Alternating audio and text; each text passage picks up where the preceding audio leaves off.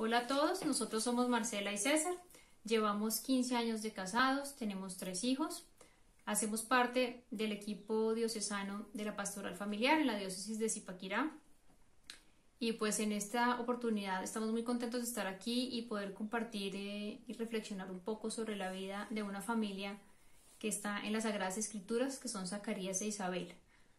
Recordemos que Zacarías e Isabel fueron los padres de Juan el Bautista, ¿sí?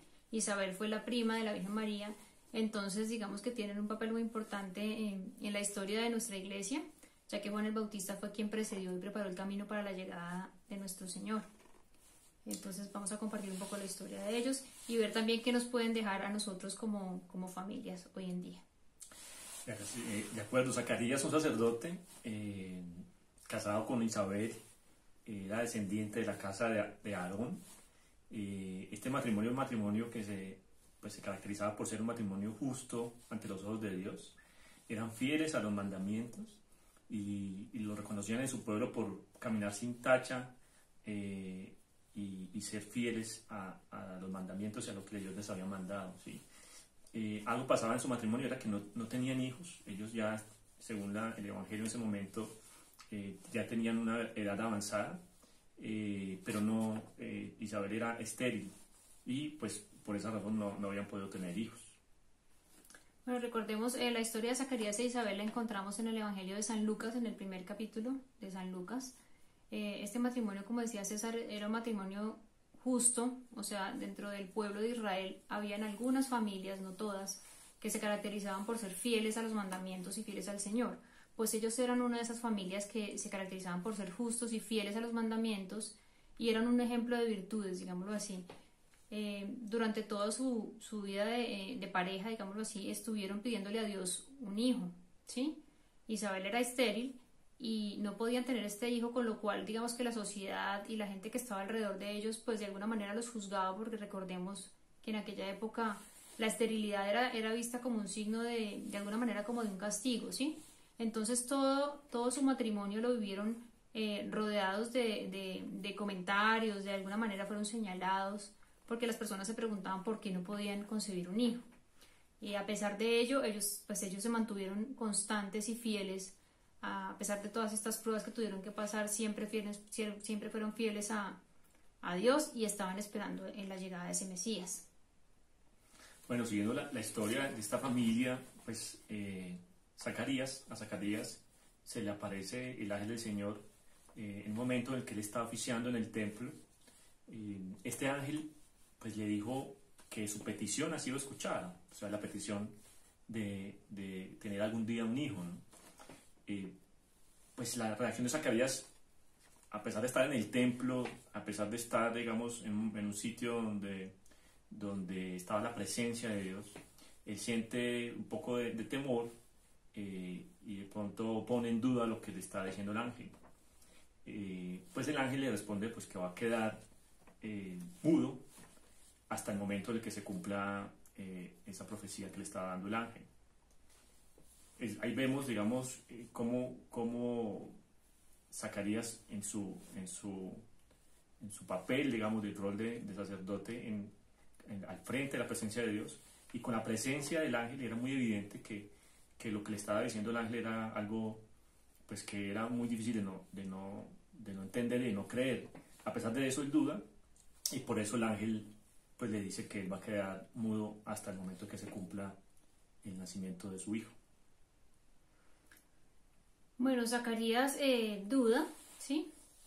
Digamos que cometió un error de alguna manera, y el error fue, a pesar de tener tanta fe y de creer tanto en el Señor, pues en ese momento como que se llena me imagino que de duda, de temor de alguna manera, y duda como de los designios del Señor, a pesar de que la situación en la que él estaba, como decía César, era una situación tan clara, o digamos que la visión que estaba teniendo en ese momento era tan clara porque estaba en el templo, estaba orando, digamos que tenía como todas las características para uno decir, esto es de Dios, yo se lo estoy pidiendo, pero aún así al dudarlo, pues el ángel en ese momento le comunica que va a quedar mudo y no va a poder hablar hasta que se cumpla esa situación, hasta que nazca Juan.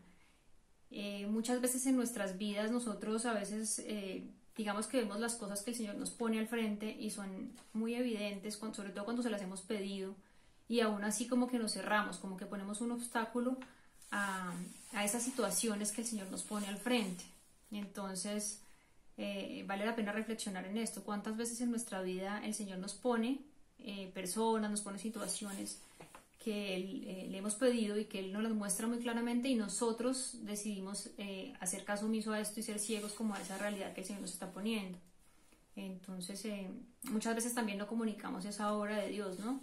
Nos quedamos como callados a las situaciones y a los milagros que el Señor hace día a día en nuestras vidas y lo ponemos en duda.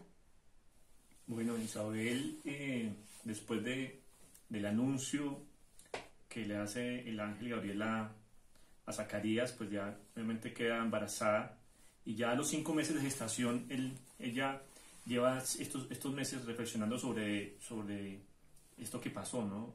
Y ella reconoce que el Señor le quitó ese oprobio, como esa marca que tenía en el pueblo de ser una familia que no había podido tener hijos, y está muy agradecida por eso que el Señor hizo por ellos, ¿no? Esa firmeza y esa fidelidad ante Dios ha sido premiada, aunque tengan una edad avanzada. Siendo el 6º mes de embarazo, por ese mismo momento en Nazaret, el ángel Gabriel se le aparece a la Virgen María y pues obviamente le anuncia el nacimiento del Hijo de Dios, y parte de ese mensaje que le dice el ángel Gabriel, pues le ratifica que su prima, que tiene una edad avanzada, está esperando un niño, y con eso le confirma que para Dios no hay nada imposible, tanto que una mujer que sea estéril y que tiene edad avanzada pueda quedar embarazada, como ella, el Espíritu Santo. Y ahí automáticamente la Virgen pronuncia su fiat. Ahí ahorita vamos a ver, de pronto puede haber una diferencia entre el anuncio que le hace el ángel Gabriel a Zacarías, la reacción de él, y el anuncio que le hace el ángel Gabriel a la Virgen María y su reacción frente a ello, ¿no? Efectivamente, sí, lo podríamos pensar como que el anuncio de Zacarías es como un paralelo entre el anuncio de la Virgen María. La diferencia entre ellos dos es que, a pesar de que los dos dudan, porque la Virgen María también de alguna manera duda de cómo sucederá, ella duda solamente del cómo sucederá, ¿sí? Pero no está dudando de que la voluntad de Dios se va a cumplir. De pronto Zacarías sí, de pronto Zacarías dice, no, es que esto no puede ser porque es que yo soy anciano, ¿sí? Entonces, ahí vemos una diferencia muy clara entre la reacción que tuvo la Virgen María y la reacción que tuvo Zacarías en ese anuncio, ¿sí?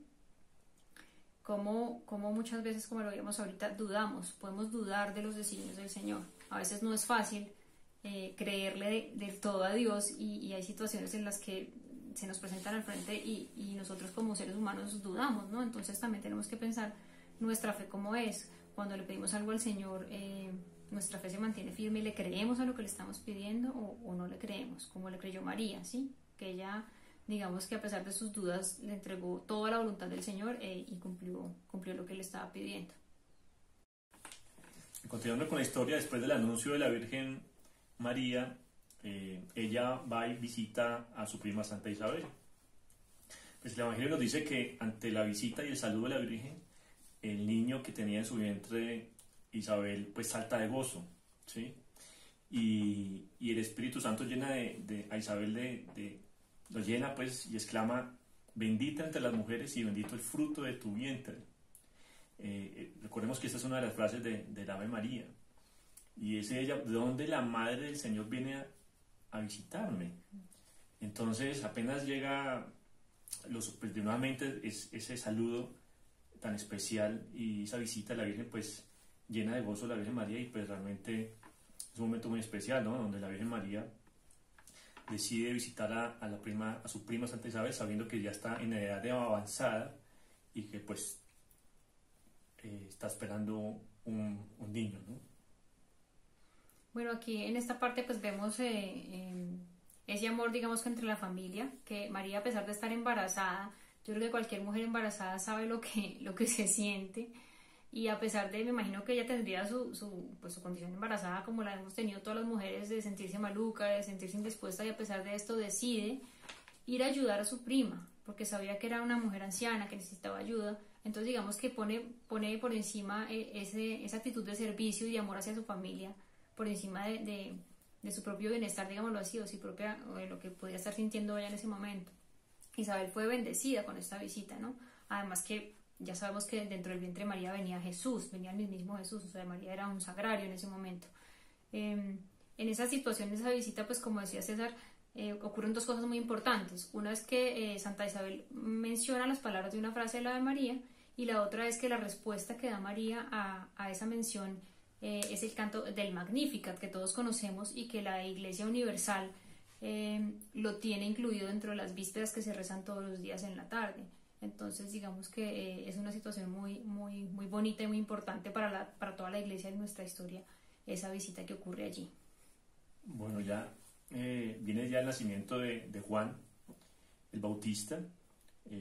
Pues fueron a circuncidar al niño, que hace parte, digamos, de los ritos que tenían en ese momento, y pues como él recuerden que él estaba mudo, no hablaba, entonces la gente que estaba alrededor, ¿no? Todos decían, no, pues hay que ponerle Zacarías, ¿no? Que es el nombre, o un nombre que tenga, papá, sí, o que sea un nombre de la familia. Entonces la mamá dijo, no, pues hay que ponerle Juan.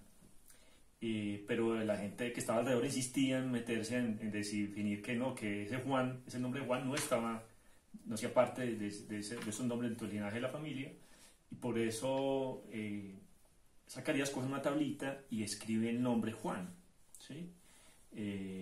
Y lo pronuncia, y ya digamos en ese momento ratifica casi que las palabras que el ángel le había dicho, que hasta el momento dado él iba a poder hablar nuevamente. Entonces en ese instante pues se abre su boca y su lengua, y después de estar mudo, creo que pueden haber sido unos 9 meses, pues hablaba bendiciendo y alabando al Señor, que creo que tenía guardado esos sentimientos y esa emoción.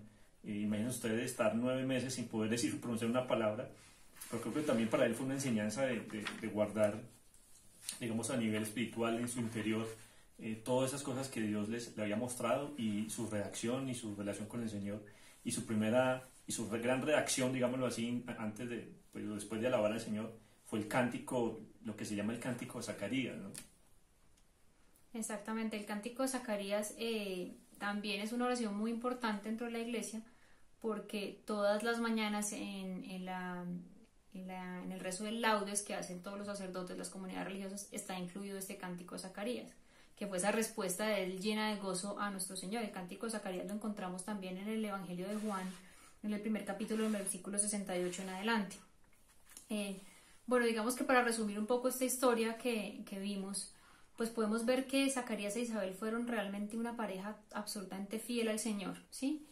Fiel al Señor en sus mandamientos, no hicieron caso de alguna manera a lo que la gente les decía.